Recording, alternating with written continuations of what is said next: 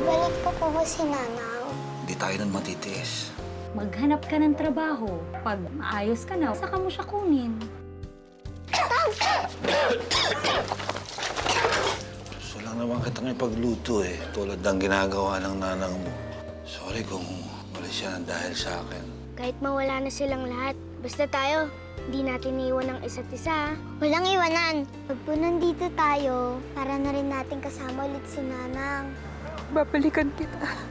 Asensado na nanay mo, ha? May padala-dala pa siya ng perang nalalaman. Hindi pera ang kailangan kong hingin. Gusto ko si Nanang. Pare! Ano yan? Ano yan? Dali yan sa ospital ko, dali na natin. Si Rosis, kapag hindi ka raw tumigil, baka maging cancer sa atay. Lola Ola, ang bayad po sa ospital. Hindi kita pababayaan, anak. Titigil ko na rin ang pagsusugal. Sana po pabalikin niyo na ang Nanang ko. Iniisip mo rin ba na babalik siya? Kinalimutan na kayo noon. Kaya dapat kalimutan niyo na rin siya. Sinabi sa akin nag-apply ka sa Maynila. Hindi ko naman akalain na papasa ako.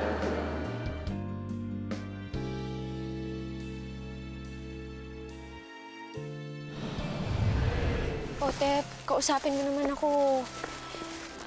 Sorry kung hindi ko nasabi sa'yo ang pag-apply ko sa Maynila.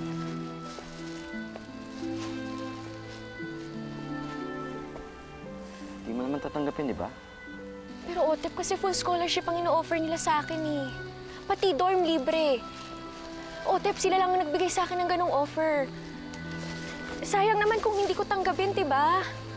Wala sa usapan natin mag-aaral ka sa Maynila. Tuwing weekend na lang ako makakalabas ng PMA. Sa Maynila ka, paano pa tayo magkikita niyan? Pero Otep, alam mong hindi ako makakapag-college kung walang scholarship. Kailangan pa ba nun? Total, kapag naging sundalo ako, magpapakasal din naman tayo. Pwede naman doon ka sa bahay na lang. Alagaan mo magiging anak natin. Katulad ni Mamang dati. Otep, may pangarap rin naman ako para sa sarili ko. Para sa tatang ko, para kay Apong Ola. Mas importante pa ba yung mga pangarap niyan kaysa sa akin? Kaysa sa atin dalawa? Otep, huwag ka naman ganyan, oh. Sabi natin dati, walang iwanan. Bakit ngayon iiwan mo na ako? Hindi naman kita iiwan eh. Babalik ako. Yan din sinabi ang mga papang ko dati. Nasaan na sila?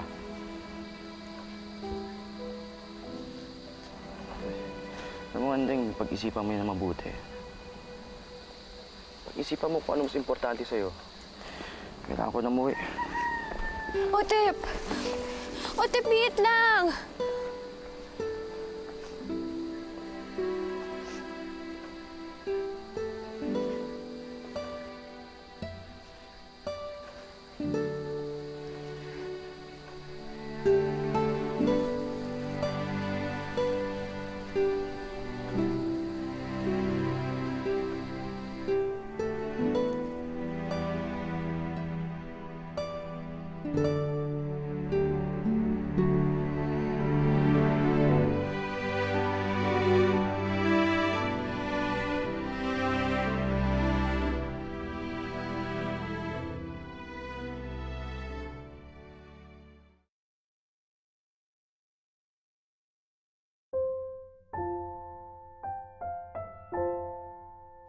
Ay, nandito na pala ang apo kong graduate. Kumusta na ang graduate namin? Dala mo ng toga mo. Ito na po yun. Sukatin mo at nung makita ko kung bagay nga sa'yo. Ito po yung toga. Wow! Patingin Tang? nga, patingin. Sige nga, paano ba ito sinusuot? Hindi ako nakapagsuot nito eh. Ikaw nga, paano ba ito? Ah, ganun pala yun. Aba, bagay na bagay. Oh, dalagang-dalaga na anak ko na, oh. Andeng, alam ko na magnobyo na kayo ni Otep. Pero, gagawin mong prioridad ang pag-aaral, ha? Huwag kang tutulad dyan sa pagkakamali ng tatang mo. Pagkat malayo pa ang mararating mo. Kita mo nga, pumasa ka sa kolehiyo sa Maynila at may scholarship ka pa. Ako pag nagkataon pala, ikaw ang kauna-unahan sa pamilya natin na makapagtatapos ng college. Deng, gusto ng nanang mo, maging nurse ka. Ha? Ay, teka, kukunin ko yung camera para makapag-picture-picture tayo. Tanan talaga. Tang, sa tingin niyo po ba, pupunta po si Nanang sa graduation ko? Andeng, ayoko namang umasa ka. Ilang taon na rin naman ang nakalipas mula nung umalis ang nanang mo eh.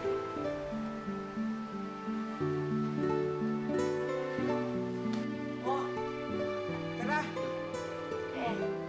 Pause, pause.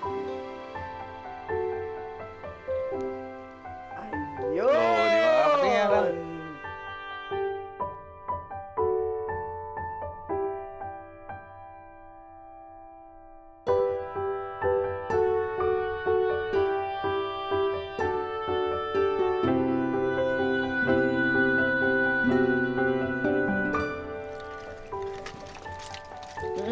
Ako na. Yan. Ko, salamat sa Diyos. Nakagraduate ka na din. Alam mo, kung ba lang ang mamang at papang mo, sigurado ako proud na proud sa iyo.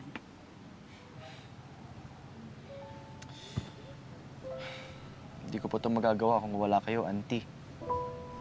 Napakalaki ng utang na loob ko sa inyo. Kami ni Chris. Aba, ko, huwag ka na nga magdrama dyan. Baka mamaya maiyak pa ako. Ay, eto nga pala. Ang sulat galing PMA. Kailangan daw sa unang araw ng Abril, nandoon ka na ha. Huwag kakalimutan. Oh, ayan. When nga Rod, auntie. Alam ko na po yun. Ay, oo nga pala. Pinapaalala ko sa'yo. Baka mamaya makalimutan nilang ibigay ang allowance mo, ha? Idiretso mo sa akin agad yun. Panggastos namin yun itong kapatid mo. At saka, pambili kong make-up. Na makabawi-bawi naman akong konti sa gastos. Ay. Anong regalo mo kay Manang Andrea sa graduation niyo? Andrea na naman. Ano ba? Masyado pa kayo mga bata. Huwag mo masyadong siniseryoso yung nobya mo.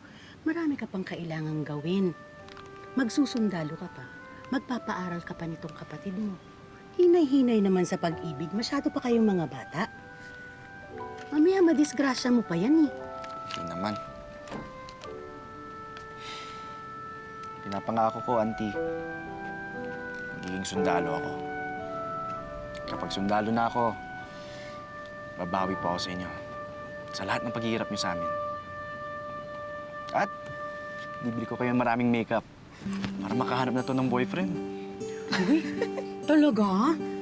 Eh kung hanapan mo kaya ako ng boyfriend na captain o kaya major, palagay mo, babagayin ako maging asawa ng sundalo. Aba. Yes, ma'am! Mission ko po yan. Gusto ko yan. Tuwa. Ay ka na, Diyos ko, mag-pack na tayo. Tama, Sige na, sarado na natin. O, yung gamit mo. Dami pa. Ito. Ako na bahala.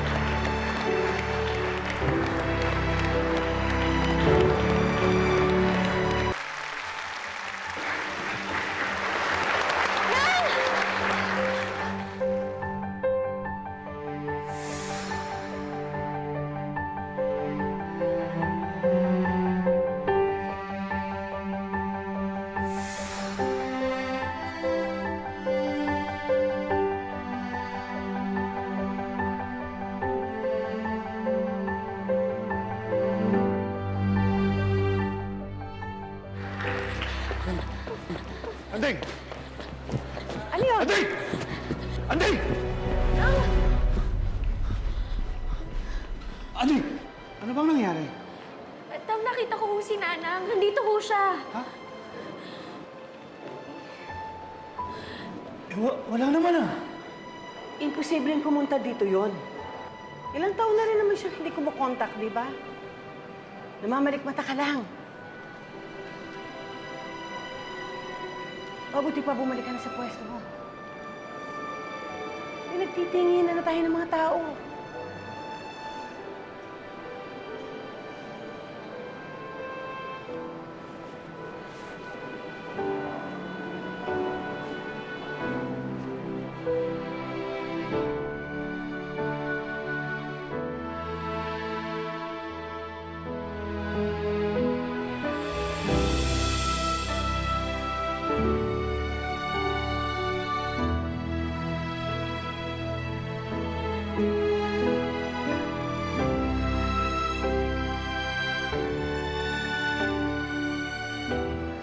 Sorry, anak. Sorry kung hindi ako pwedeng magpakita sa'yo. Gustong-gusto kitang makasama sa graduation mo. Gustong-gusto kong sabihin sa'yo kung gaano ako ka-proud sa'yo. Kaya lang, hindi pwede.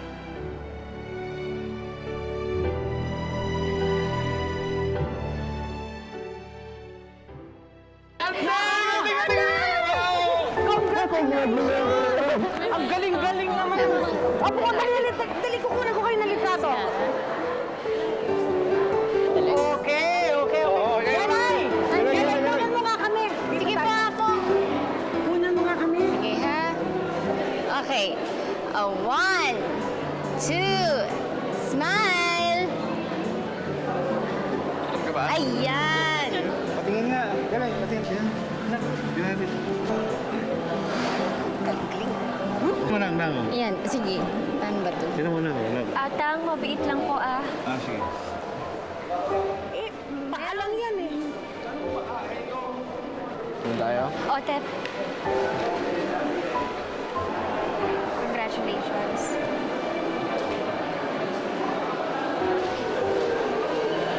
Congratulations din. Congrats po, Manang Andrea. Otep, kung may kadtuyan, umuwi na tayo at baka nandun ang mga bisita sa bahay.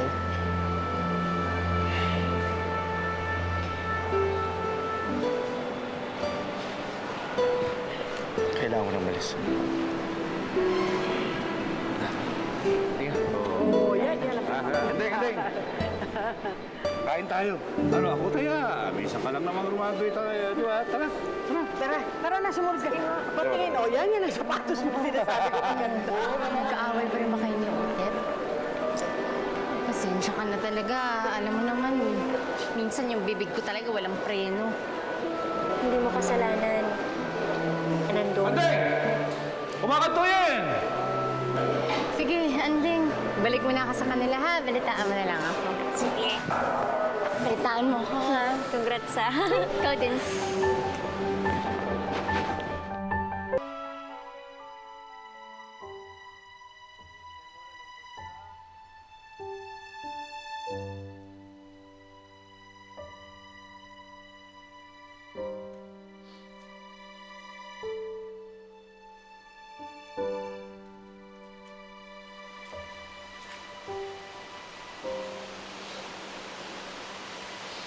Dito ka lang pala, Andeng.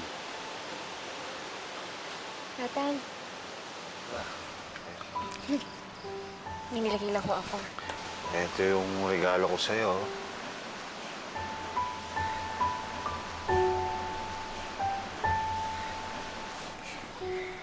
Pasensya ka na sa regalo ni Tatang, ha?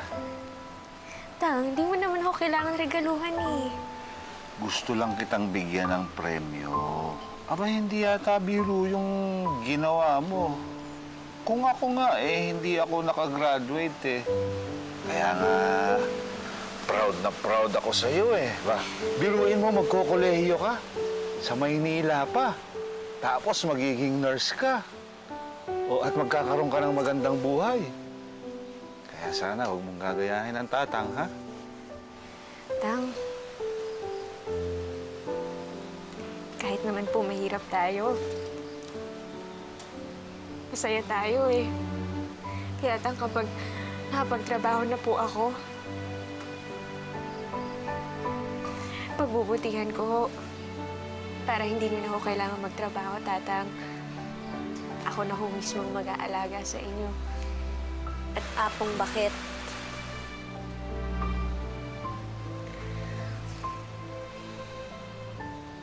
Sana lang mo nandito si Nanang. Anak, sigurado ka bang nakita mo ang nanang kanina? Siguro ho, Tatang, namalikmata lang ho ako. Ganun ba? Sorry, anak, ha? Kung hindi siguro dahil sa akin, ano ba hindi siguro umalis ang nanang mo. Sorry kung naging mahina ako. Hindi ako naging mabuting ama. Tang. Huwag niyong sisisihin ang sarili niyo. Kahit ano pong nangyari, inalagaan niyo pa rin po ako. At kahit kailan ho hindi niyo ako pinabayaan. At kung ano man ho yung narating ko ngayon, yun po ay dahil sa inyo, Tatang. Para sa akin, kayo pa rin po ang the best Tatang sa buong mundo.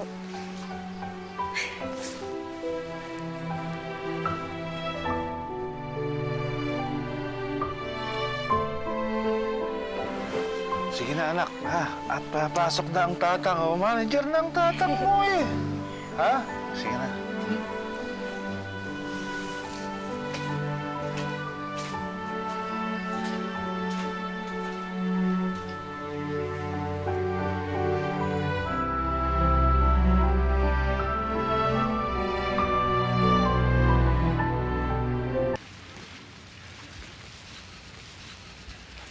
Naimbag nga daw yung auntie.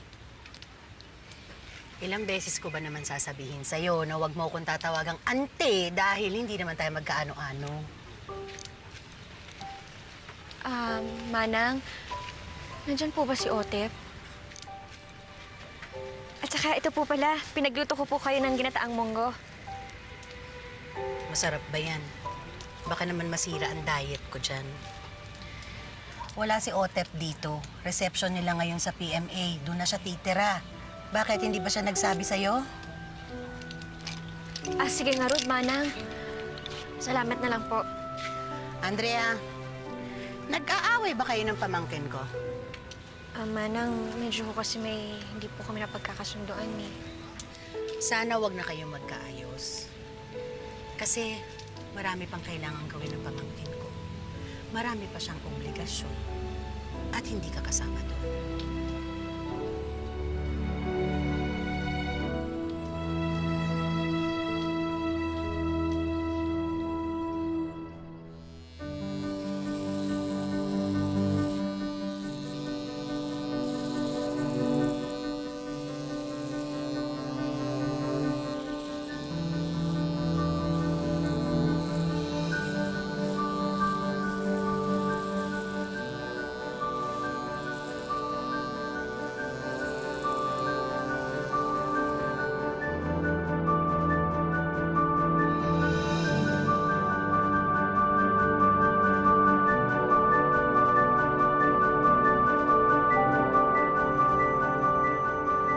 Umalis na lang siya, punta siyang PMA, hindi man lang nagpapaalam.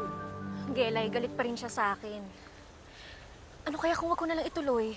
Bagtit ka? Full scholarship sa Maynila, itatapon mo dahil lang kay Otep? Ayoko lang kasi nagkahaganito kami. Ay naku, ang selfish naman kasi niyan, no? Ano bang gusto niya? Siya lang may future. Pero Gelay, feeling ko tama rin si Otep. Sabi niya naman, magpapakasal na rin naman kami pagka-graduate namin. O tapos, housewife ka, ganun. Yun ang gusto mo. Eh, paano naman yung pagiging nurse mo? Paano Paano na yung tatang mo? Ang apong? Tsaka Anding, hindi lang naman yun yung dahilan, di ba, kung bakit gusto mo mag-aral sa Maynila. Pero Gelay, naiintindihan ko rin kasi si Otep eh. Ang dami nang nang-iwan sa kanya. Ako na lang yung natitira para sa kanya. Sige, sabihin mo rin sa kanya na lalo kang mawawala kung hindi niya ititigil yung kaka-arte niya.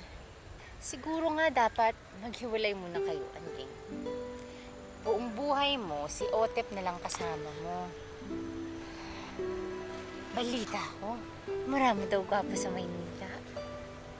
Ay, apo! Makataliwag ko, ma! Si Otep lang ang para sa akin.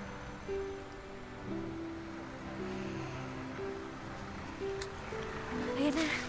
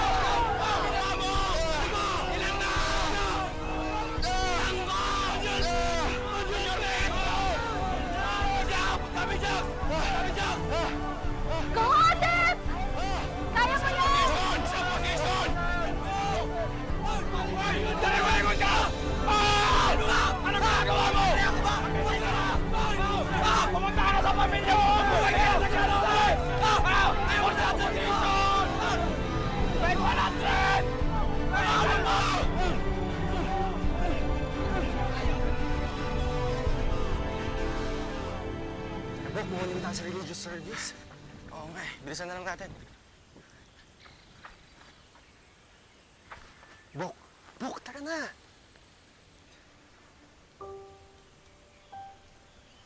Tara na! Mauna ka na, sige na.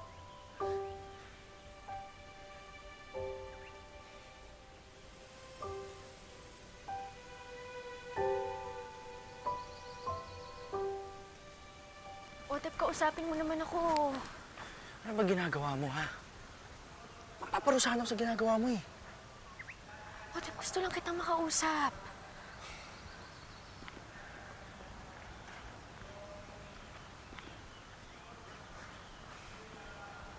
Mag-aaral ka pa rin sa Manila? Ano ba pinag-uusapan natin? Kung alis ka rin naman. Otep, kailangan mong intindihin. Kailangan kong gawin to. Hindi, Andrea. Hindi mo naman kailangan pumunta ng Manila para mag-aral, eh. Ba't hindi na dito sa Baguio? Kung gusto mo, ako pa magpapaaral sa'yo, eh. Gagamitin ko yung sariling allowance ko. Hindi mo ba nakikita? Kaya nga ayaw kitang umalis dahil gusto ko makisama tayo. Otep, gusto rin naman kitang makasama. Ayun naman pala, eh. Hindi, wag ka na umalis. Otep. Andeng. Huwag mo na akong iwan, ho. Samahan mo na ako dito.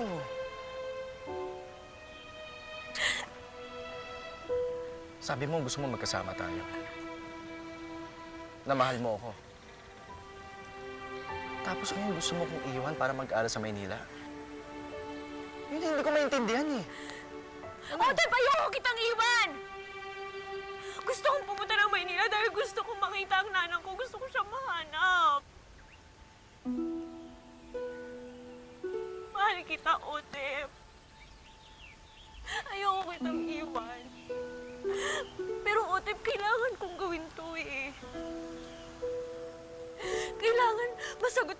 tinatanong ko. Gusto mong tulungan ang tatang ko. Pero Otep, kung hindi mo naiintindihan yun, siguro nga tama ka. Dapat nga siguro maghiwalay na tayo.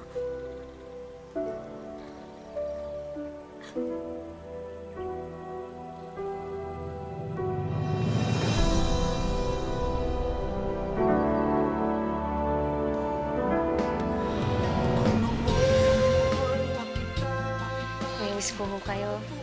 Miss din kita, anak. Welcome to Manila! Lahat ng mga bayani halos patay na. Parang papa mo tsaka kuya mo. Ivan, hindi ko nakakayanin kung pati ikaw ay mawala pa rin sa akin. Walang mangyayari masama sa akin. Hindi ako mawawala. Kung sakaling makita mo ang nanang mo sa Maynila, sabihin mo sa kanya na sorry. Nanang,